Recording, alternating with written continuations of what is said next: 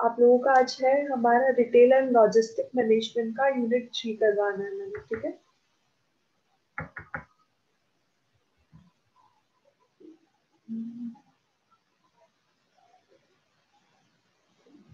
सबको screen visible है?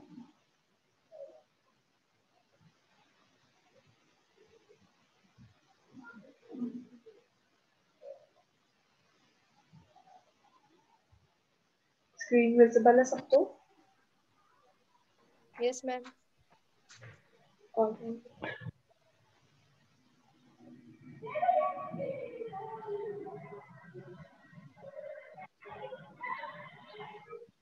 Fine, आज हमारा यूनिट 3 स्टार्ट होना है, जिसका जो मेन टॉपिक है दैट इज मर्केंडाइज मैनेजमेंट, ठीक है। जिसके अंदर हमारा सिलेबस रहेगा कि हम मर्केंडाइज को प्लान कैसे कर सकते हैं, बाइंग कैसे हो सकती है उसकी, उसका प्राइस कैसे डिसाइड हो सकता है। ये कुछ छोटी छोटी चीजें डिस्कस करेंगे। सबसे पहले बेसिक चीज, व्हाट इज मर्केंडाइज। मर्केंडाइज होता है जब आप एक रिटेल स्टोर पर जाते हो और उस रिटेल स्टोर के ऊपर आपको हर एक चीज अवेलेबल होती है, ठीक है। मर्केंडाइज इज कि आपके कस्टमर की डिमांड के हिसाब से जब आप अपनी शॉप के अंदर हर वो प्रोडक्ट रखते हैं जो एक कस्टमर आपसे खरीदना चाहता है या फिर खरीद सकता है, दैट इज मर्केंडाइज, ठीक है। अब बात करते हैं मर्केंडाइज मैनेजमेंट क्या होता है। तो ओके, मर्केंडाइज मैनेजमेंट की बात करें। Merchandise management focus on planning and controlling of retails inventory, यानी रिटेल में हमें कितना स्टॉक रखना है, जब हम उस चीज को प्लान करते हैं और कंट्रोल करते हैं, that is our merchandise management. The role has to be balance the financial requirement of company with the strategy for merchandise purchase. आपको कितना खरीदना है प्रोडक्ट्स को, कितना अपने पास स्टॉक इकट्ठा करके रखना है और कितना फाइनेंस इन्वेस्ट करना है, ये सब चीजें इसके अंदर आती हैं, ठीक है। We believe the complex role of merchandise management can be defined as, अब एक definition के थ्रू इसको समझाया जा रहा है, the planning and implementation of acquisition, handling and monitoring of merchandise categories for an identified retail organization. जब आप प्लान और इम्प्लीमेंट करते हो किस चीज को, आप प्लान कर रहे हो एक प्रोडक्ट की एक्विजिशन, एक्वायर करना उसे, यानी अपने पास लेकर आना। जब आपने उसे ले लिया तो उसे हैंडल करना और उसे मॉनिटर करना, किस लिए, अपने एक वेल एस्टैब्लिश्ड रिटेल ऑर्गेनाइजेशन के लिए, वो हमारा मर्केंडाइज मैनेजमेंट है। क्या सबको इसका बेसिक मीनिंग क्लियर है, व्हाट इज मर्केंडाइज मैनेजमेंट? सबको मर्केंडाइज मैनेजमेंट का बेसिक मीनिंग क्लियर है? Inventories management. Is it clear to all so that I can continue further?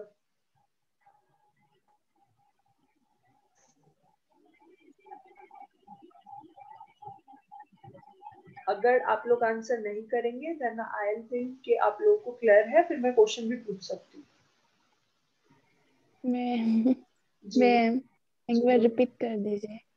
ठीक है बच्चे, मर्केंडाइज होता है जब आप एक रिटेल स्टोर के ओनर हो और आपको ये डिसीजन लेना है कि आप अपने रिटेल स्टोर के अंदर क्या क्या चीजें रखेंगे, किस प्राइस तक की चीजों को रखने वाले हैं और कितना स्टॉक अपने पास रखेंगे, ठीक है। कि आप फॉर एग्जांपल अपने चिप्स के कितने पैकेट्स रखने हैं, चॉकलेट कितनी रखनी है अपने रिटेल स्टोर में, ये सब डिसीजन जब आप लेते हो दैट इज मर्केंडाइज मैनेजमेंट, ठीक है। जब आपका मेन फोकस रहता है प्रॉपर प्लानिंग और उसकी इम्प्लीमेंटेशन के ऊपर कि हमारे स्टोर में क्या क्या चीजें आएंगी, ठीक है। Is it clear now? ठीक है मैम। सबको जी क्लियर मैम। है? जी, दीपू को yes. क्लियर? ओके ठीक है। Pooja, is it clear to you? Yes ma'am. Fine, continue करते हैं आगे। Now we have merchandise plan consideration, कि हम लोग जब मर्केंडाइज को प्लान करते हैं तो उसके अंदर हमारी क्या क्या कंसिडरेशन यूज होती है। कंसिडरेशन इज द थिंग जो हम इन्वेस्ट करते हैं एक पर्टिकुलर टाइम पे, ठीक है।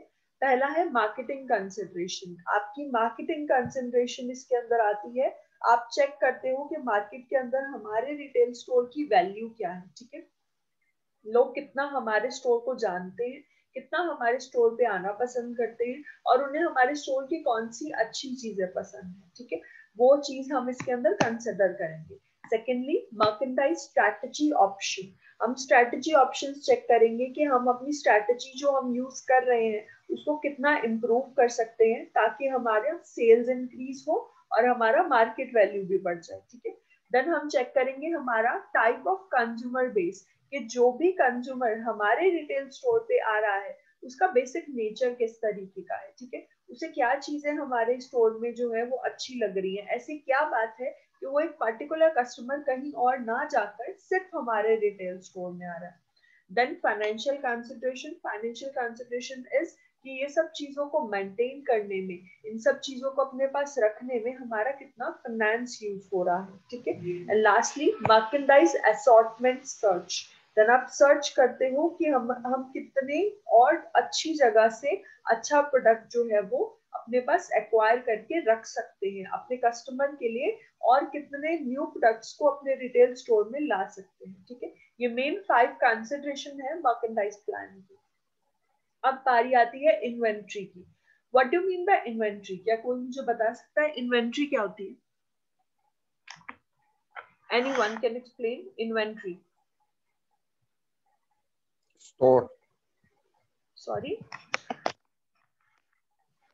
मेरे को समझ। Store store store is not inventory बच्चे। स्टोर एक अलग चीज होती है, इन्वेंट्री एक अलग चीज होती है। इन्वेंट्री इज टोटल स्टॉक जो आपके पास पड़ा है, ठीक है, यानी आपके स्टोर के अंदर क्या कितनी चीजें पड़ी हैं, दैट इज इन्वेंट्री, ठीक है। हमने कितनी चीजों को स्टोर करके रखा है अपने पास में, अपने पास कितना स्टॉक रखा हुआ है, दैट इज आवर इन्वेंट्री। अब यहाँ पर आपको फॉर्मूला गिवन है इन्वेंट्री टर्नओवर, यानी हम चेक करेंगे कि हमारी कितनी इन्वेंट्री हम लेकर आ रहे हैं और कितनी हमारी चीजें सेल आउट हो रही हैं। तो उसके लिए यहाँ पे 3 फॉर्मूलाज हैं। फर्स्ट इज नेट सेल, यानी हमारी total sale divide by average inventory at retail store. हम अपनी नेट सेल को डिवाइड करेंगे हमारी इन्वेंट्री से, ठीक है। This will get us inventory turnover, कि हमारा टोटल टर्नओवर क्या है। सेकेंडली, सेकेंड फॉर्मूला है कॉस्ट ऑफ मर्केंडाइज सोल्ड, यानी हमने कितना मर्केंडाइज को सेल किया है, divide by average inventory at cost. हमारी एवरेज इन्वेंट्री की कॉस्ट को हम डिवाइड करेंगे विद द कॉस्ट ऑफ हमारी सेल। ये सेल करने में कितनी कॉस्ट आई, डिवाइड बाय हमारी इन्वेंट्री को स्टोर करने में कितनी कॉस्ट आई। आप इन दोनों को डिवाइड करोगे तो उससे भी आपका इन्वेंट्री टर्नओवर आता है, ठीक है। Last formula is unit sold, total units कितने सेल किए हमने, डिवाइड बाय एवरेज इन्वेंट्री। ये सारे के सारे तीनों के तीन फॉर्मूलाज जो हैं आपको मेनली इन्वेंट्री टर्नओवर के लिए यूज किए जाते हैं, ठीक है। नेक्स्ट है हमारे पास method of planning and calculating inventory level. आपके पास कितनी इन्वेंट्री पड़ी है और आपको कितनी और इन्वेंट्री लेकर आनी है, इसके लिए भी हम लोग मैथमेटिकल कैलकुलेशंस करते हैं, ठीक है। उसके लिए भी कुछ फॉर्मूलाज यूज किए जाते हैं और वो फॉर्मूलाज हम अच्छे से, आपको बेसिकली इन फॉर्मूलाज को लर्न करना है। आपको अब जब इससे इन्वेंट्री लेवल से रिलेटेड क्वेश्चन आएगा तो आप वहां पर इन फॉर्मूलाज को हाईलाइट करके लिखेंगे, ठीक है।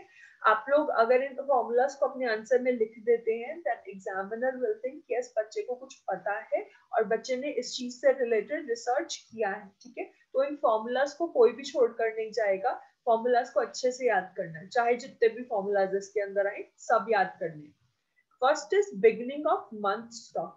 आपके स्टार्टिंग मंथ के स्टॉक को कैसे चेक करोगे आप, उसका इन्वेंट्री लेवल कैसे चेक होता है। प्लान मंथली सेल्स, आपकी टोटल मंथली सेल जो हमने प्लान की है, अभी सेल्स हुई नहीं है, हमारी planned monthly sales plus basic stock. Basic stock जो पहले से हमारे पास पड़ा था, जब आप इन दोनों को प्लस कर देंगे this will get you the beginning of month stock, कि हमें मंथ के स्टार्टिंग में कितना स्टॉक रखना है। Second is average stock for season, हमें पूरे सीजन के लिए कितना स्टॉक मेंटेन करना है, उसके लिए हम कौन सा फॉर्मूला यूज करते हैं, total planned sale for a season. हमने पूरे सीजन के लिए जो भी टोटल सेल्स प्लान किया है divide by estimated inventory turnover, यानी हमने टर्नओवर जो एस्टिमेट लगाया था कि इतना टर्नओवर हमारा हो जाएगा, इन दोनों को जब आप डिवाइड करोगे this will get you the average stock for a season, यानी आपको एक सीजन में कितना बेसिक स्टॉक मेंटेन करना है वो चीज आपको इससे मिल जाएगी। Third formula is average monthly sales, यानी आपको एक मंथ में कितनी सेल्स करनी है वो उसका फॉर्मूला हम यूज करते हैं total plan sale for season divide by number of month.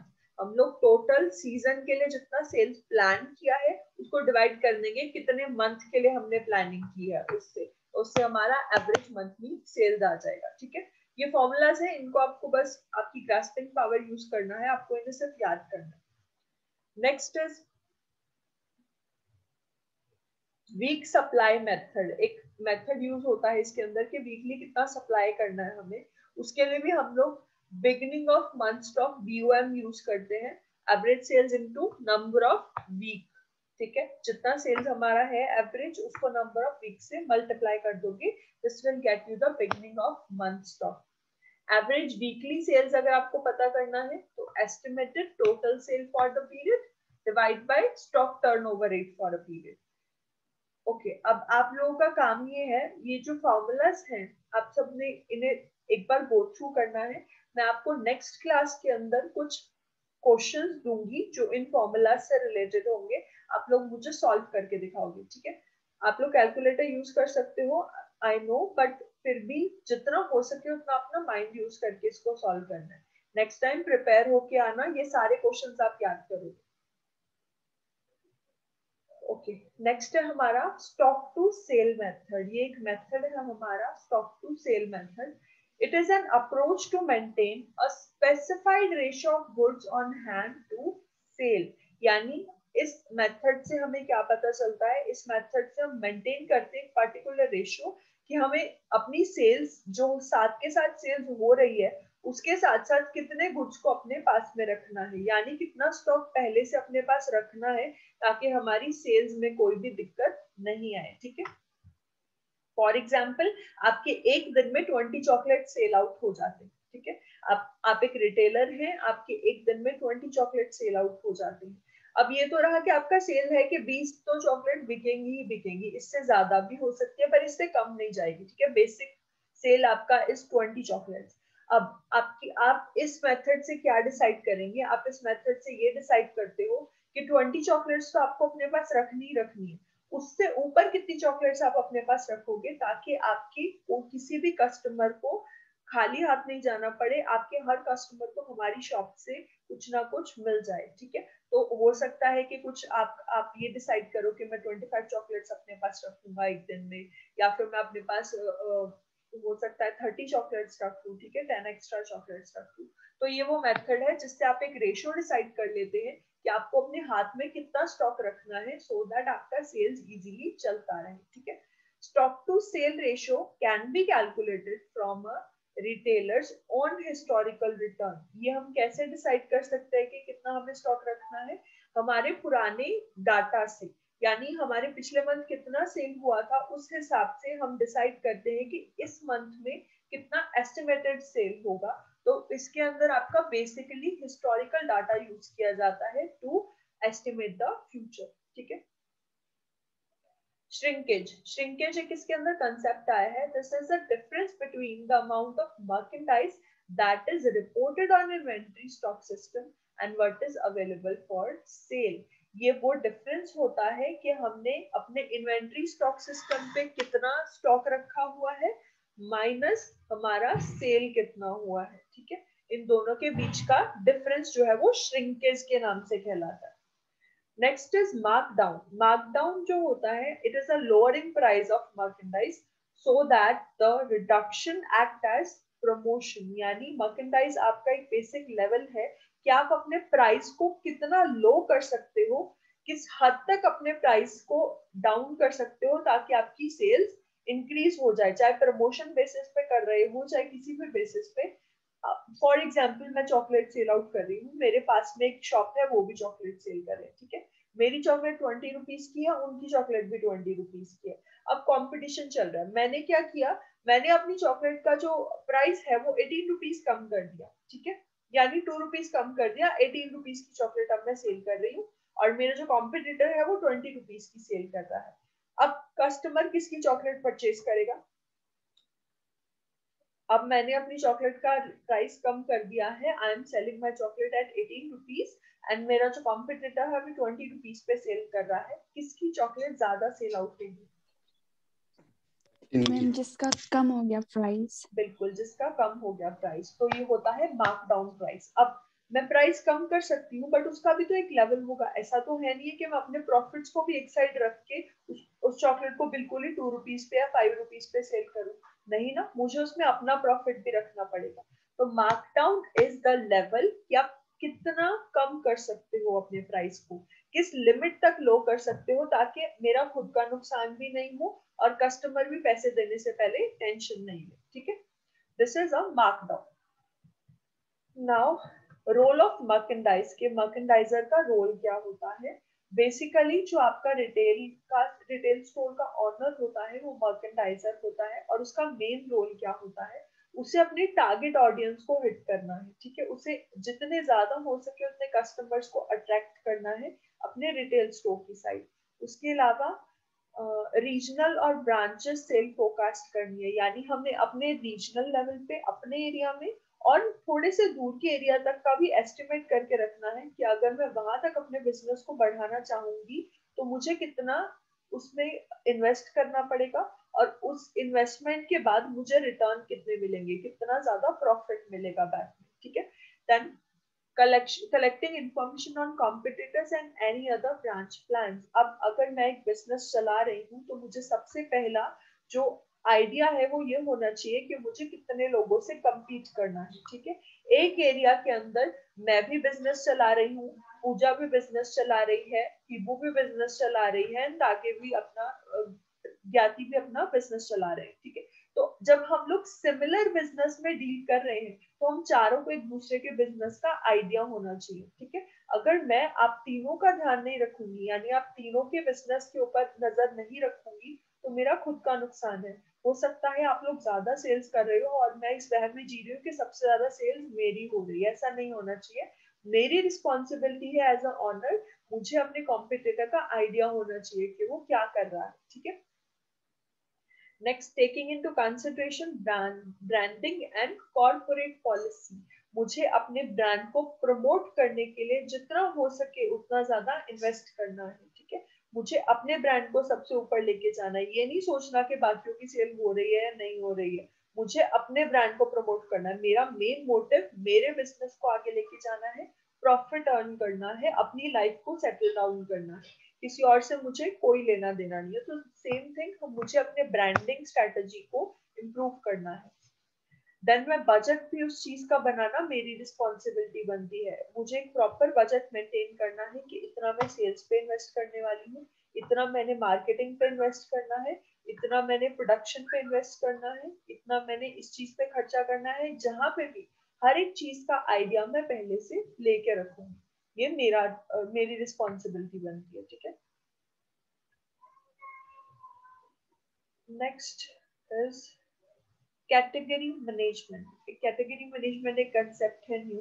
Category management is related to decision over groups of product they are selected and placed to satisfy a use occasions or consumption pattern। अब अब एक छोटा सा example लेते हैं। दो तरीके की चॉकलेट्स हैं। ठीक है, एक जो चॉकलेट है वो बहुत अच्छे से रैप होके आ रही है, जब आप उसे कंज्यूम करते हैं तो आपके हाथ खराब नहीं होते। ठीक है, आप इजीली उसे कंज्यूम कर पाते हो, आपको साथ में स्पून भी प्रोवाइड किया जा रहा है उसे कंज्यूम करने के लिए। ठीक है, एक दूसरी चॉकलेट है जिसे जब आप, एक तो वो टेस्टी तो है पर जब आप उसे खरीदते हैं और कंज्यूम करने की ट्राई करते हैं ना तो वो बहुत ज्यादा जल्दी फैल जाती है और आपके हाथ बहुत जल्दी खराब हो जाते हैं। अब कस्टमर कौन सा प्रोडक्ट ज्यादा जल्दी खरीदेगा? जो कंजम्पशन में इजी है या फिर जिसे कंज्यूम करते टाइम पे मुझे बहुत स्ट्रगल करना पड़ता है? किस तरीके का प्रोडक्ट कस्टमर खरीदेगा? Easy product ma'am. Easy product खरीदेगा ऑब्वियसली, बट कस्टमर के पास तो वो प्रोडक्ट तब पहुंचेगा ना जब रिटेलर ने अपने पास रखा होगा, राइट? अगर रिटेलर ने ही खराब वो एक ऐसा प्रोडक्ट रखा हुआ है जिसे कंजम्पशन आसानी से नहीं हो रही है, जिसे कंज्यूम करने में प्रॉब्लम आ रही है, तो फिर कस्टमर तो उस रिटेल स्टोर पे आएगा ही नहीं। वो वहां जाएगा जहाँ पे उसे एक अच्छा प्रोडक्ट इजी कंजम्पशन बेसिस पे मिल रहा है।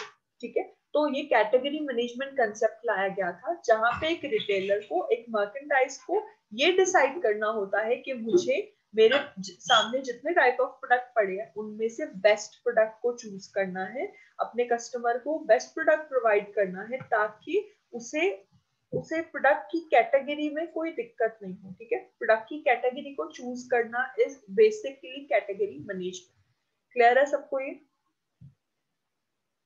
ये सबको क्लियर है? Yes, ma'am.